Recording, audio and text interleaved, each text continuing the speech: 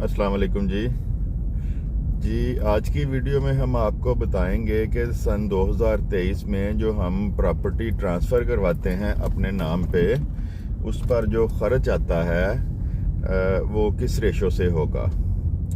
तो ये जो है, आपको आपकी मालूमात के लिए मैं आपको बता दूं कि ये 30/6/2023 तक यही रेशो रहेगी और उसके बाद वो फिर इसमें स्टैम्प पेपर में और जो FBR के टैक्सेस हैं उसमें फिर इजाफा होगा।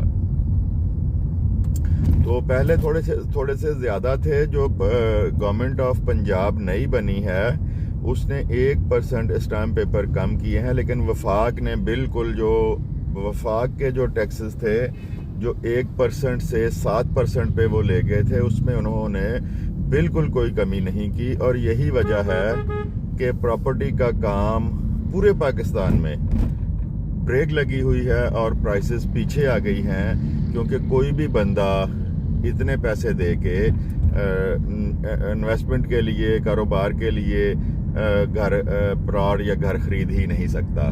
कोई एंड यूज़र जो है जिसने घर बनाना है तो वो फिर ये काम करता है। तो उसमें हो ये भी रहा है कि अब जितनी महंगाई हो गई है, काम थोड़ा हो गया है, उसमें वकला हजरात और वसीका नवीस हजरात उन्होंने फैसिलिटेट करना शुरू कर दिया है गैर कानूनी तरीके से लोगों को, कि वो उनकी फीसेस जमा नहीं करवाते, डॉक्यूमेंटेशन का खर्चा कम बताते हैं, जालसाजी करते हैं और फीसेस जमा नहीं करवाते उनकी।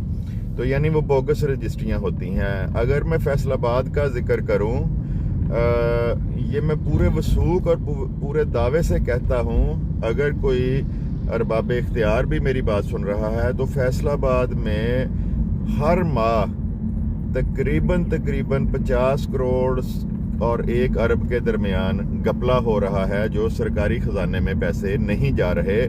और मैं उसको प्रूव करने को भी तैयार हूँ कि अगर कोई इस बात को करवाना चाहता है ना कि आप ये फिगर दुरुस्त नहीं बता रहे, तो मैं फिजिकली ये चीज़ें उसको दिखाने को तैयार हूँ कि इस हद तक इस रजिस्ट्रेशन में जो बेईमानी, करप्शन इस हद तक बढ़ चुकी है कि उससे आगे सोच ही ख़त्म हो जाती है। मुतअद्दिद बार डिप्टी कमिश्नर फैसलाबाद को इस बारे में आगाह किया है, मौजूदा है या साबका जो गुजर चुके हैं, लेकिन उसने कोई कार्रवाई इस पे नहीं की। तो खैर, मौजू से थोड़ा सा हट गए थे। तो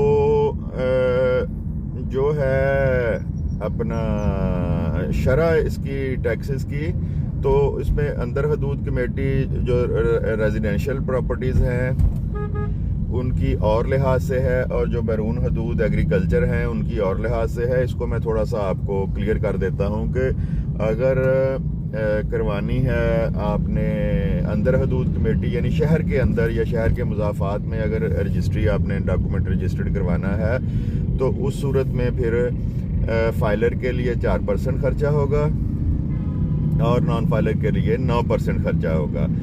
इसमें अगर वो कोई घर या कोई कमर्शियल प्रॉपर्टी जो है वो तमीर शुदा है, तो उस सूरत में फिर वो स्क्वायर फुट के हिसाब से और भी चार्जेस उसको पड़ते हैं। वो मैं फिर आपको उसमें कंप्यूटर में वो उसके लिए एक अलहदा बनाऊंगा जो है वीडियो। तो उसकी परसेंटेज मैं शहरी प्रॉपर्टी की बता देता हूँ कि फाइलर की सूरत में 1% स्टैम्प पेपर लगेंगे, 1% कमेटी फीस लगेगी, और उसके बाद फाइलर की सूरत में 2% टैक्स लगेगा, यानी कि ये टोटल 4% खर्चा हो गया। अगर नॉन फाइलर है तो उस सूरत में फिर 1% स्टैम्प पेपर, 1% कारपोरेशन फीस और 7% टैक्स लगेगा, जो कि कमर तोड़ दी है इस बिज़नेस करने वालों की इस टैक्स ने, कि वो उतने पैसे बचते नहीं हैं साल प्रॉपर्टी रख के जितना वो टैक्स अदा करना पड़ता है अगर ईमानदारी से अदा किया जाए। तो एग्रीकल्चर जो है उसमें बाकी सारी रेशो यही है, सिर्फ फ़र्क ये पड़ता है कि स्टैम्प पेपर 3% हो जाते हैं। एग्रीकल्चर जो प्रॉपर्टी है, जो बैरून हदूद कमेटी है उसमें स्टैम्प पेपर 3% हो जाते हैं, 1% कमेटी फीस और 2% टैक्स। यानी अगर फाइलर बंदा हो तो उसका जमा होगा 6% के हिसाब से खर्चा, और जो नॉन फाइलर है उसका होगा 3% स्टैम्प पेपर, 1% कमेटी फीस और 1% हो गया अपना ये हो गया 3 और 4%, और 7% नॉन फाइलर की सूरत में, यानी वो 11% हो जाएगा। तो ये रेशो है इस तरह, और इसको समझें और कोशिश करें कि एतमाद वाले बंदे के पास ट्रांसफ़र करवाएं। आपकी करोड़ों रुपयों की जो प्रॉपर्टी है, जो घर लेते हैं, मकान लेते हैं, एग्रीकल्चर लैंड लेते हैं, मिडिलमैन और वकील और वसीका नवीस जो हैं, वो अपने चंद हज़ार रुपये बचाने की खातर आपका जो बेस है डॉक्यूमेंट रजिस्टर्ड होना, उसमें बेईमानी करके, फ्रॉड करके उसको ख़राब कर देते हैं।